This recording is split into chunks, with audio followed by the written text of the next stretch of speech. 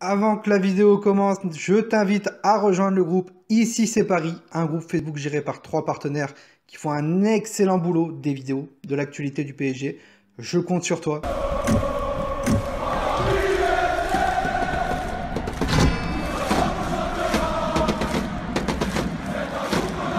Parisiens, parisiennes, bonjour à tous. Alors oui, un masque. Voilà, pourquoi? Parce qu'on va faire un peu de prévention quand même.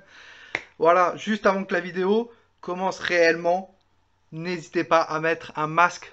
Voilà, quand vous sortez, quand vous allez faire une petite balade, ça vous protège les gens autour de vous et les gens qui le mettent vous protègent aussi. Donc mettez un masque chirurgical. Voilà. Et surtout, bien sûr, si vous pouvez faire du télétravail, faites-le avec ce confinement. Certes, c'est très compliqué moralement.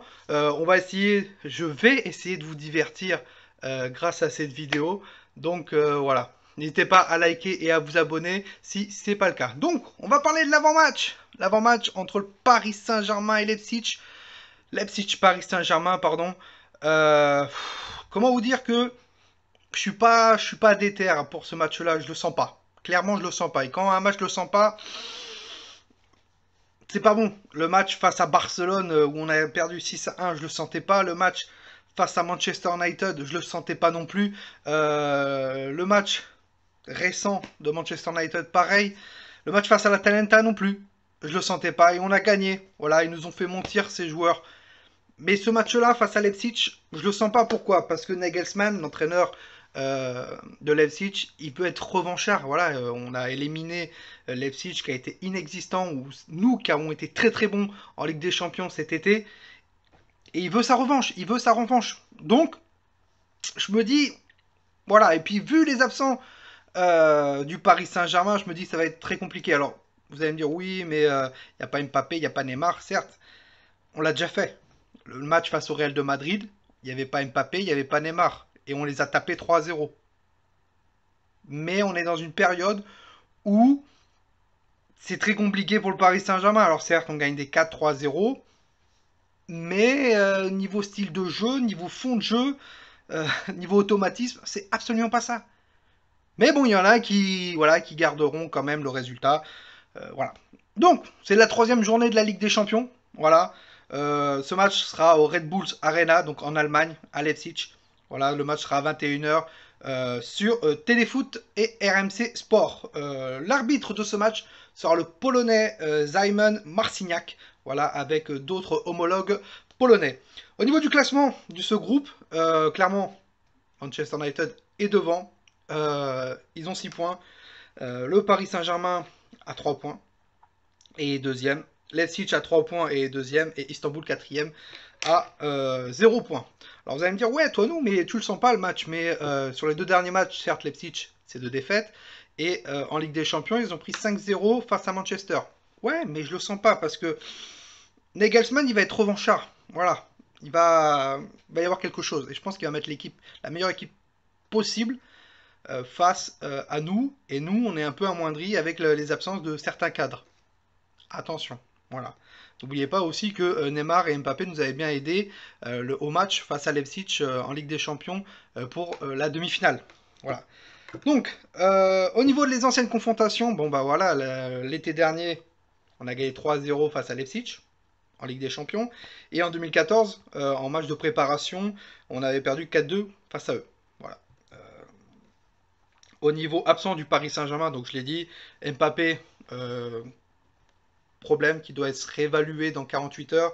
Neymar est toujours absent. Il reviendra après la trêve internationale qui est pas ce week-end mais l'autre. Voilà, donc il commence dès lundi. Voilà. Verratti toujours absent, mais qui a repris l'entraînement. Icardi qui a repris l'entraînement aussi, mais pas bon encore. Le Tellier qui a le Covid. Voilà, qui a la Covid. Et Drexler qui est toujours blessé. Au niveau de la composition probable, et là, c'est quelque chose, offensivement, si ça se blesse ou qu'il y a un carton, ça va faire mal. Navas au goal, Florenzi, Danilo Pereira, Kimpembe en charnière défensif, Kurzawa à gauche, même si je préfère le petit Baker, qui a un peu plus de rythme pour moi au niveau du jeu. Marquinhos en tant que 6, Paredes qui fait son retour, et Ander Herrera. Voilà, alors après peut-être il faudra un milieu créatif, mais Paredes pourra amener, comme je le dis tout le temps, des ballons vers l'avant. Di Maria sur le côté droit ou gauche, Moeskin en pointe et Sarabia à droite. Voilà. Donc, au niveau donc, du groupe du Paris Saint-Germain, comme je l'ai dit, donc Navas, Rico, il y a le petit Randria Mami, pardon, qui est là. Voilà.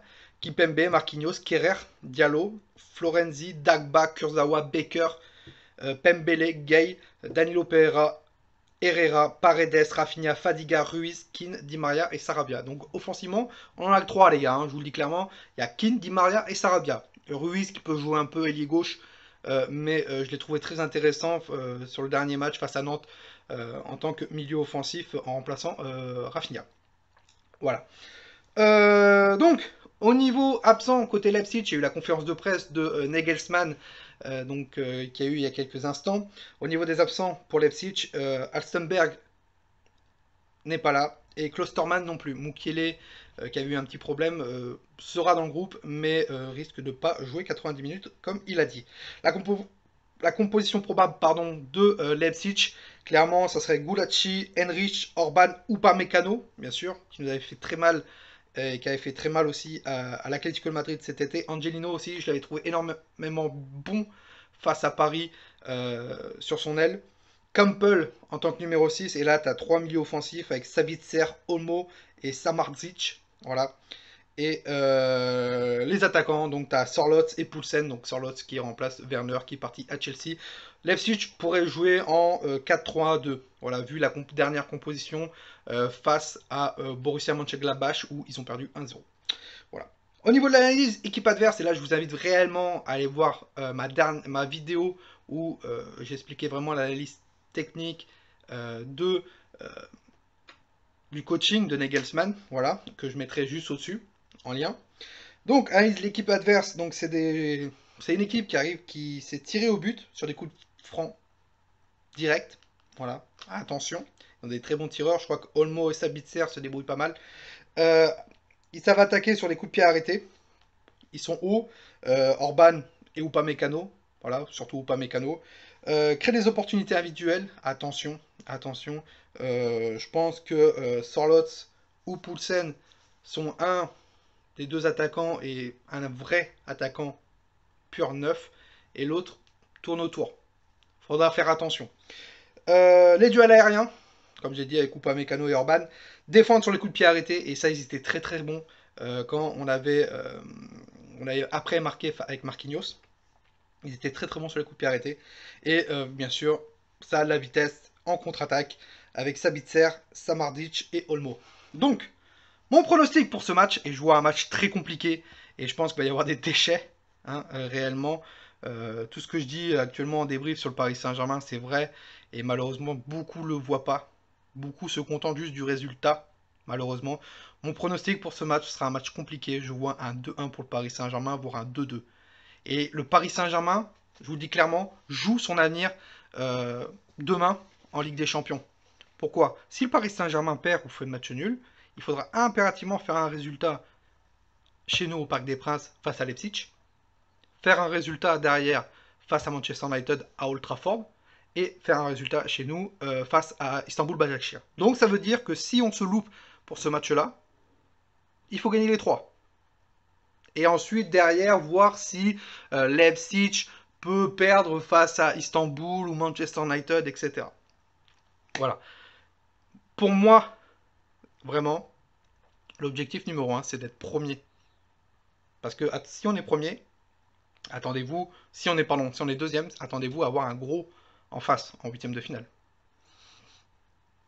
On n'aura peut-être pas la même chance qu'on a eu face à l'Atalanta, avec Leipzig, avec Dortmund, etc. Donc voilà. Donc vous, dites-moi en commentaire ce que vous en pensez sur ce match-là. Je veux avoir votre réaction. Est-ce que vous êtes hypé pour ce match ou vous êtes un peu... Voilà, moi, tu vois, ça fait depuis plusieurs matchs où le Paris Saint-Germain... voilà, je m'endors clairement. Voilà, dites-moi votre composition que vous verrez en commentaire, votre pronostic, bien sûr. Et nous, on se retrouve demain pour le débrief du match face à Leipzig. Surtout, passez une très bonne soirée à tous. C'était Tony. Ici, c'est Paris. Et Paris, c'est magique. On est tous des cousins germains. supporters, levez tous vos mains, tous unis dans le Parc des Princes pour supporter le Paris Saint-Germain.